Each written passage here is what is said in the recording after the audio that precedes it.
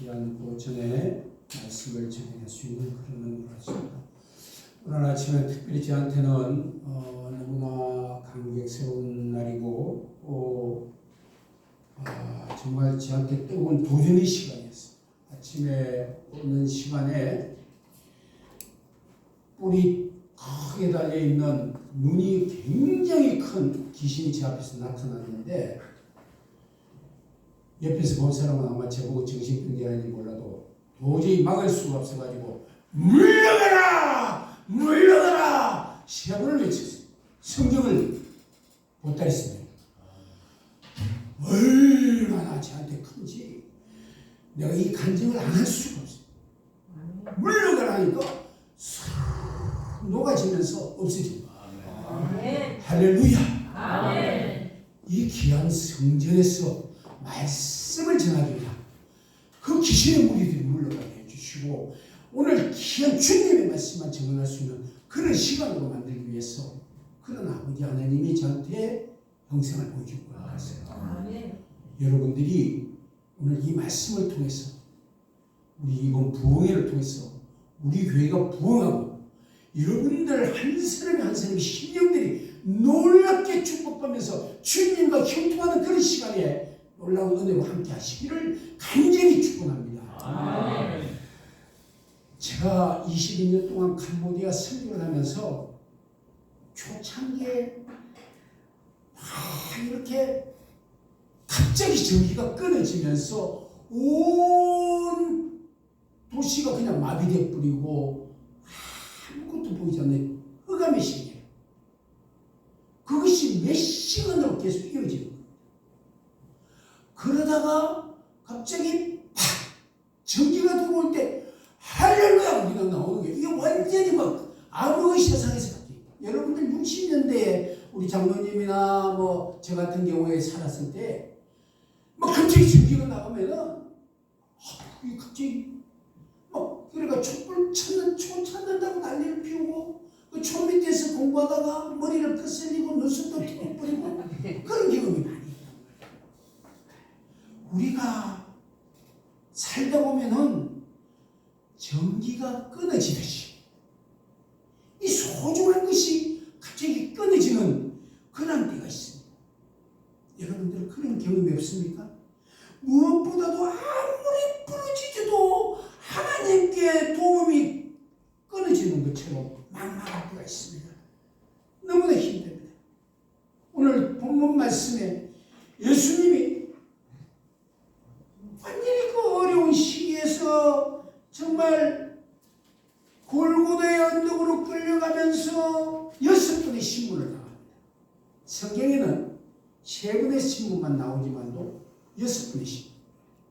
그 6번의 신문 중에서 맨 처음이 산헤드린 공회의 70명의 배심원이 앉아있는 그런 이 모든 신문의 과정은 모든 것이 불법이죠. 왜냐? 로마 시대에 그 유대인들의 그 하나님 예수님을 따르는 그 무리들의 그러한 모든 그 엄청난 그런 따르는 자들의 봉기가 그 두려워해가지고 그래서 야밤에 그것도 심야에 신문을 하게 되는 거죠. 그래서 70명의 배심을 나눠놓고 어떤 뜻을 해도 아무런 결론을 얻지 못하지 않습니까? 그러면서 나중에는 얀나스 제사장이 부탁합니다. 얀나스 제사장은 그 당시에 제사장으로서 가장 우두머리 제사장, 가장 머리에 탑의 제사장으로서 그런 것을 도대체 70명이 앉아도 결론을 못 내니까 내가 직접 하겠다 해가지고 거기서 얀나스 제사장이 직접 합니다. 그래서 아무런 예수의 대답도 얻지 못하고 그러한 것이 다 못하니까 결국은 거기에서 이제 지금부터 본문 말씀에 나오는 그런 가야바의 제사장입니다. 이 가야바는 누구냐? 얀나스의 사위입니다. 여기서부터 이제 공식적인 어떤 신문의 절차가 이루어지는 거죠. 이 공식적인 신문에 들어가면서 결국 가야바가 모든 것을 하지 못하니까 누가 되는기죠? 빌라도 총독에게 넘기잖아요. 빌라도 총독에게 넘기고 빌라도가 너가 과연 하느님 아들이고 너가 감히 왕이냐 하니까 네가 말한 대로다 이렇게 이야기해.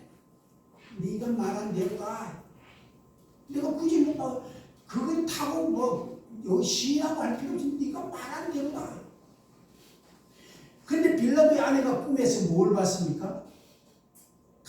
밤새도록 잠을 못 자고 깨우면서 그 사람을 살려보라는 그런 메시지를 받지 않습니까? 그래서 남편한테 이야기하는 거예요. 그 빌라도도 그런 데 대해서 굉장히 두려워하게 되는 거죠. 결국은 누구한테 보냅니까? 헤롯 왕에게 보내는 거죠. 헤롯 왕에게 보내니까 헤롯 왕이 어떤 자기가 통치하는 그 구역에 있어서의 그런 유대인들의 그런 것을 보고 과연 이 자가 아무런 죄가 없는데 무엇 때문에 나한테 보내느냐? 충동을 보냈으면 충동 너가 똑바로 해야 될 거 아니냐? 이런 식으로 해가지고 다시 빌라도에게 보내는 거죠. 여러분들 여기서 지금의 우리 현실과 많은 비교가 되지 않습니까? 내가 정치적인 이야기를 하고 싶어서 하는 건 아닙니다.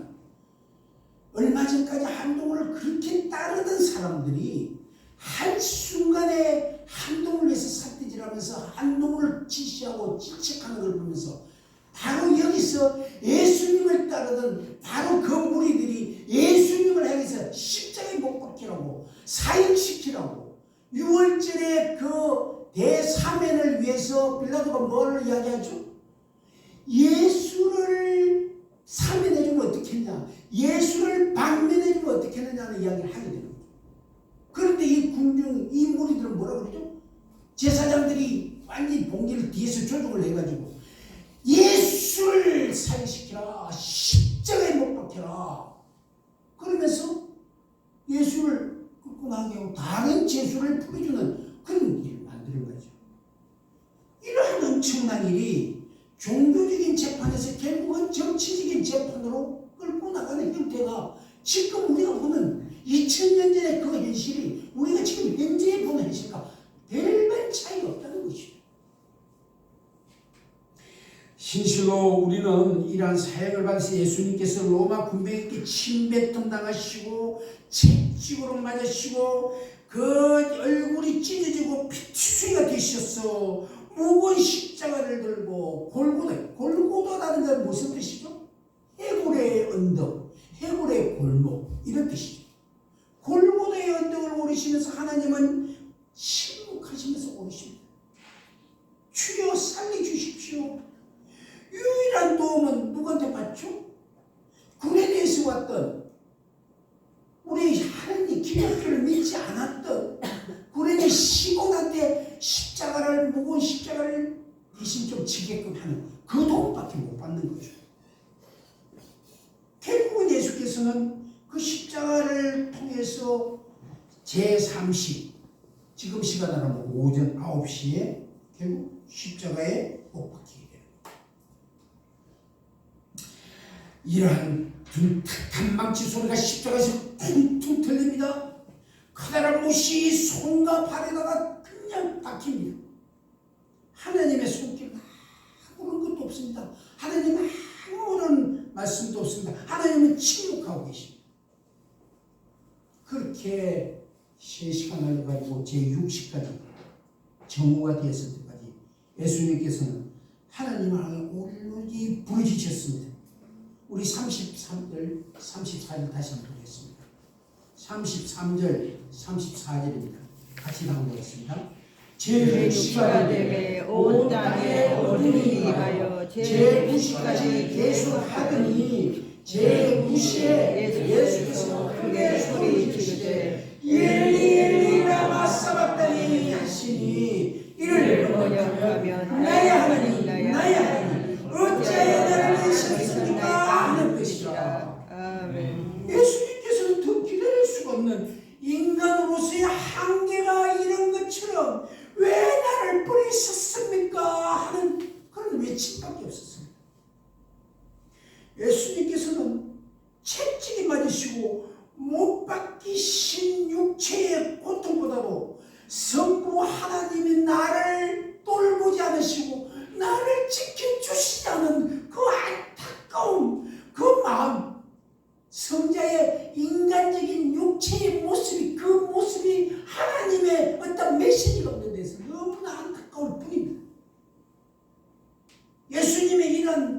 외침은 시편에도 나옵니다. 22편 1절에서 2절을 제가 말씀드리겠습니다.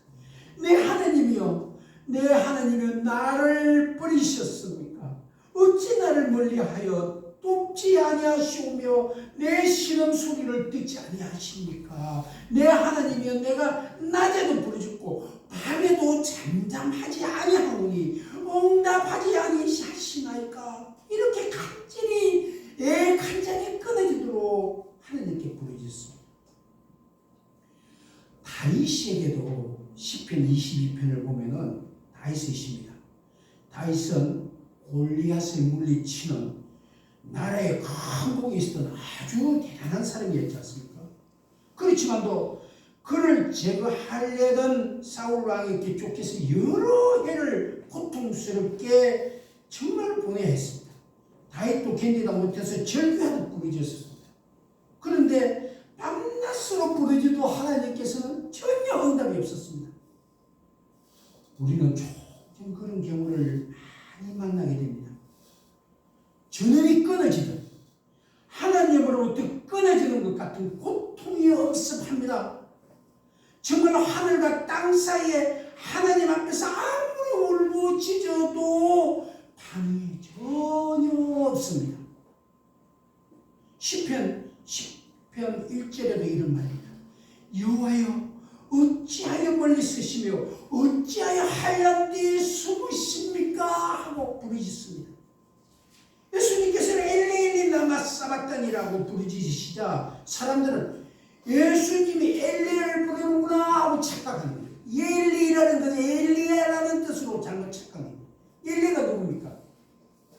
엘리야가 그 악한 아합과 이스라엘 왕비가 통치하던 그 북이스라엘 왕국에서 활동한 그런 유능한 그리고 대단한 선지자였습니다.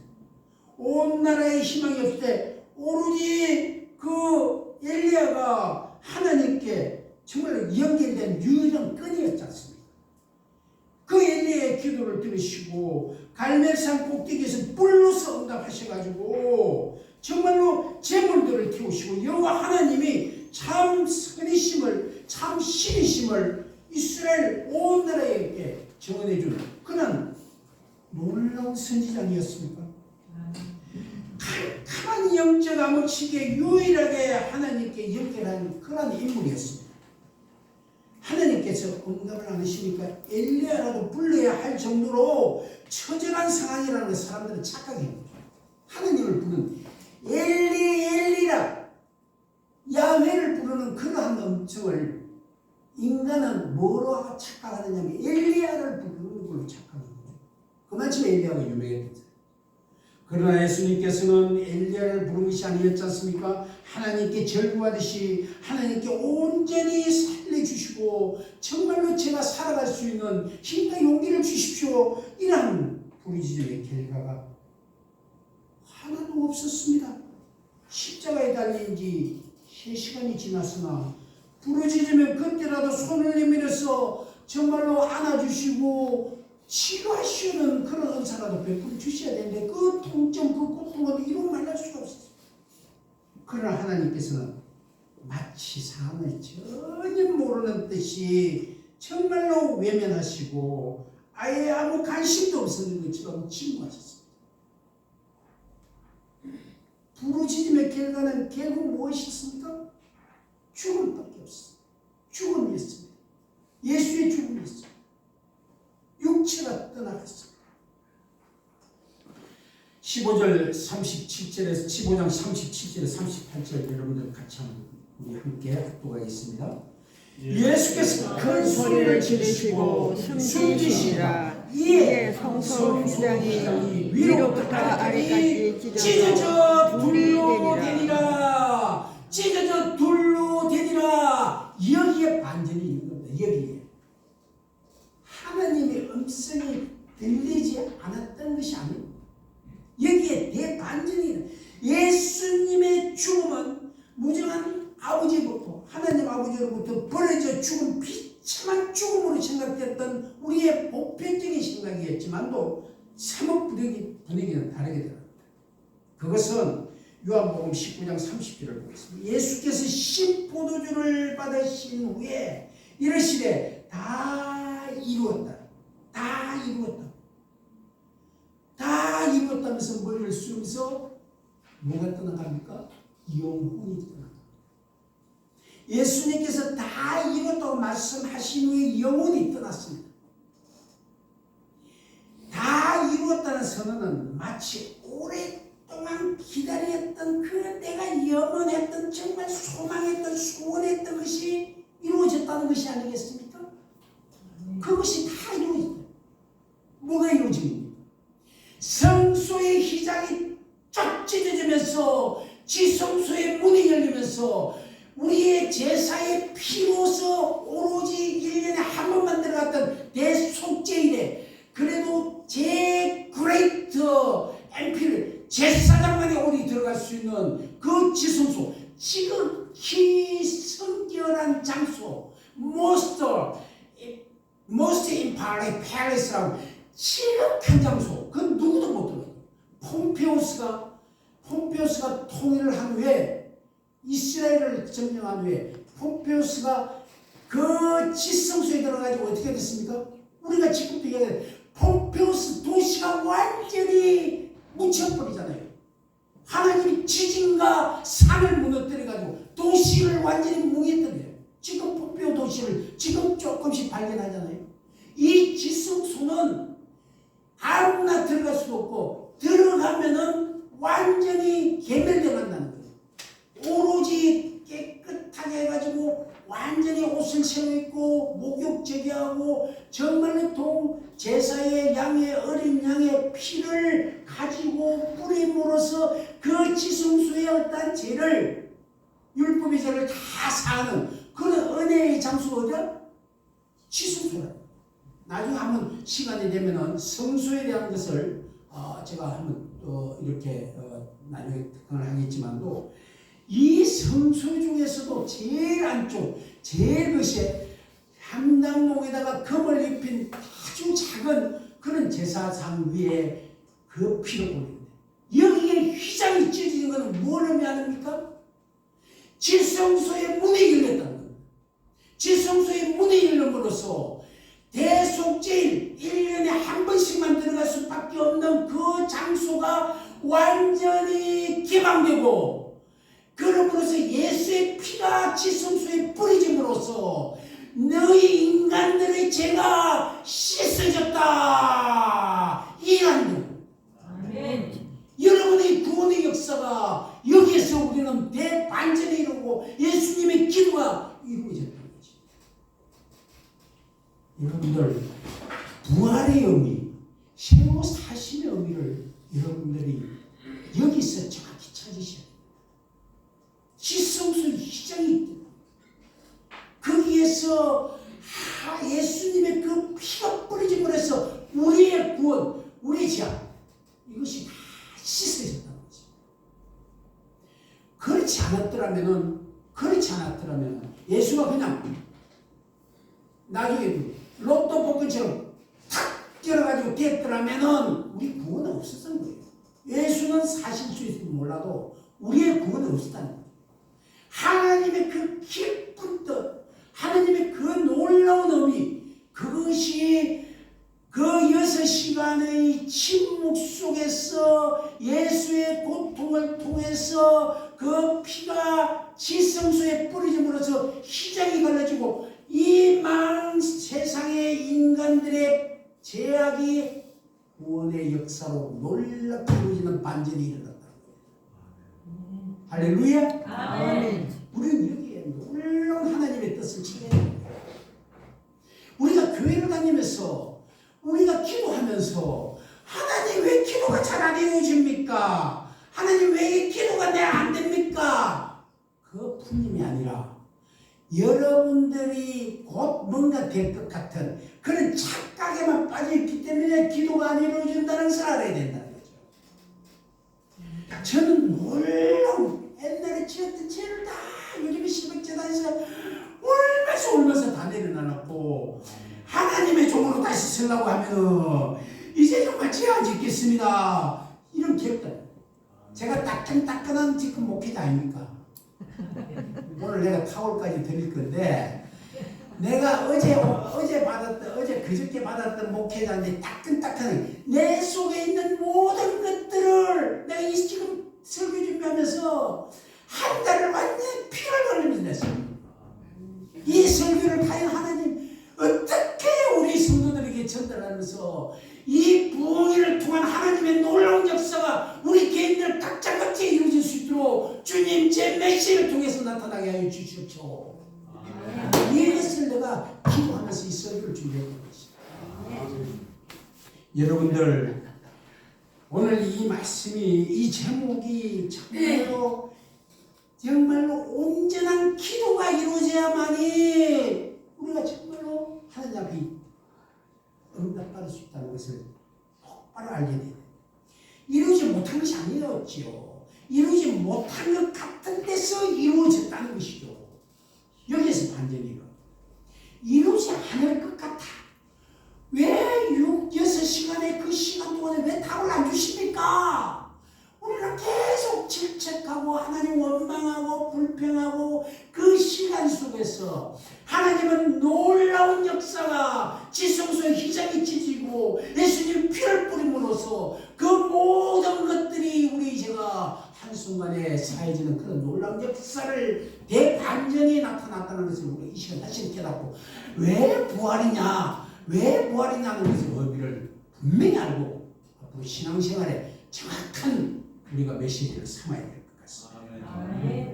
그 무슨 고통이 십자가에 피하고 싶었던 그러한 것이 보입니다. 십자가의 고통이 끝나게 해달라고 예수님도 부르짖었습니다. 그러나 예수님께서는 하나님의 침묵 속에서 십자가의 고통을 온전히 받아야 했습니다. 온몸으로 받아야 했습니다. 온전히 이때의 결정권은 성부 하나님 아들밖에 없었던 거 아닙니까? 그렇지만도 예수님 인간적인 모습이 있어서는 참을 수 없는 한계점에 다다랐던 것입니다. 예수님께서 오랫동안 소원하신 것을 그러나 이루어질 수 있도록 만들어주신 것도 하나님이십니다.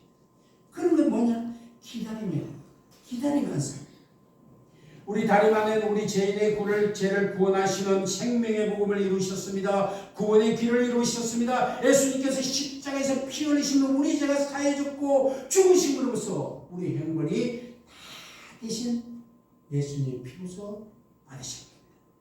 이 말씀을 통해서 우리는 다시 한번 하나님 당신과 이루시는 방식에 대해서 우리가 정확하게 깨달아야 돼요.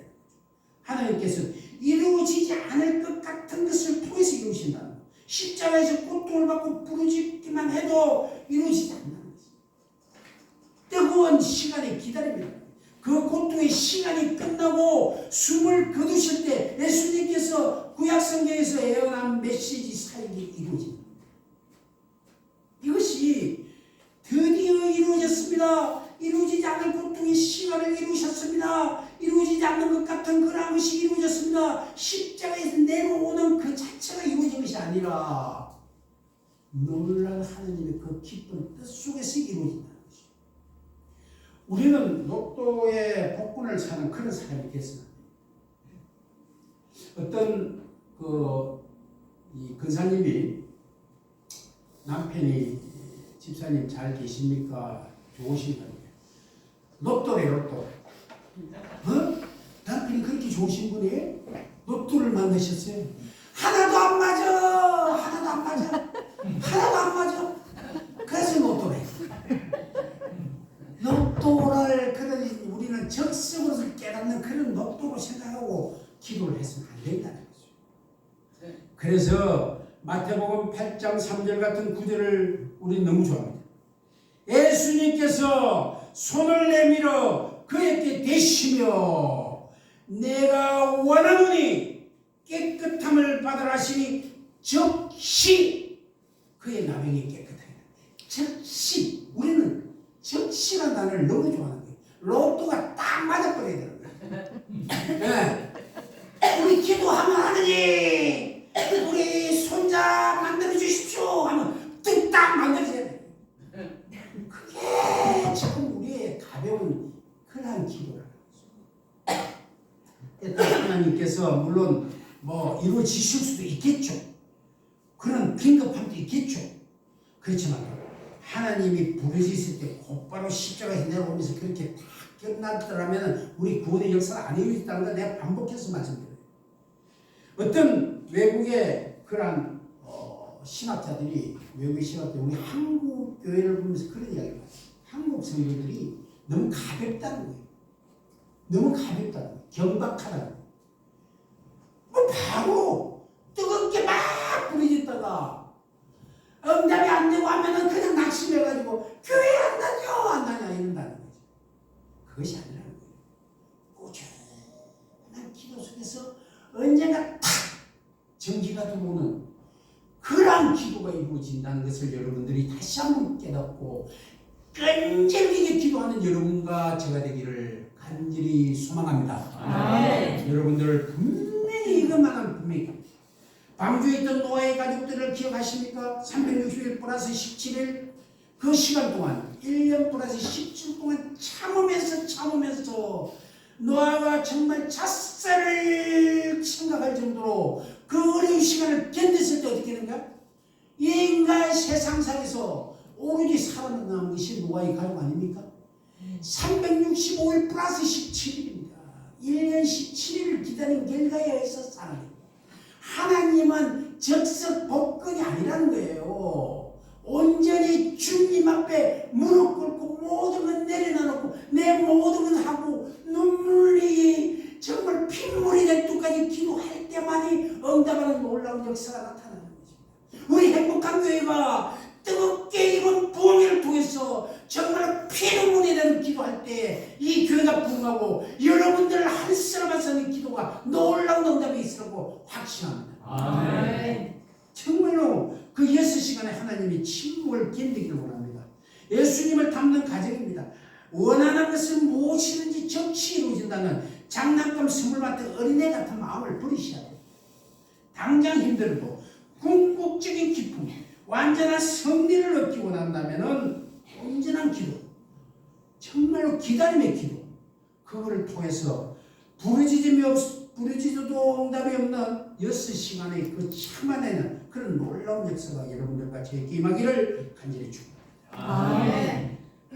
정말로 온전한 기도가 되어야 되는 그런 믿음 속에서 우리는 다시 한번 그 굳건했던 대리석 같은 그 단단한 것들이 다 무너지고 온전히 주님 앞에 바로 서는 그러한 올바른 신자의 모습으로 나아가는 우리 행복한 교회의 신자들 되기를 간절히 기도드리겠습니다.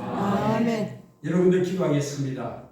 아까 우리 1491 복음성가 한번 틀어주시고 함께 찬양하고 우리 그렇게 기도하겠습니다. 하나님, 제가 그동안에 정말로 적석복음 기도만 했습니다. 이제는 정말 회개하고 하나님 기도하면서 하나님 응답이 주실 때까지 정말로 기도하겠습니다. 이번 보험회를 통해서 내가 변하겠습니다. 저부터 변하겠습니다. 정말로 진정한 기도하겠습니다. 말씀의 은혜에서 말씀의 은혜로 기도의 은혜로 정말로 하나님 앞에 온전히 서는 그런 놀라운 역사가 임합니다. 아까 1490장 아닙니까? 오늘 집을 갔다. 예.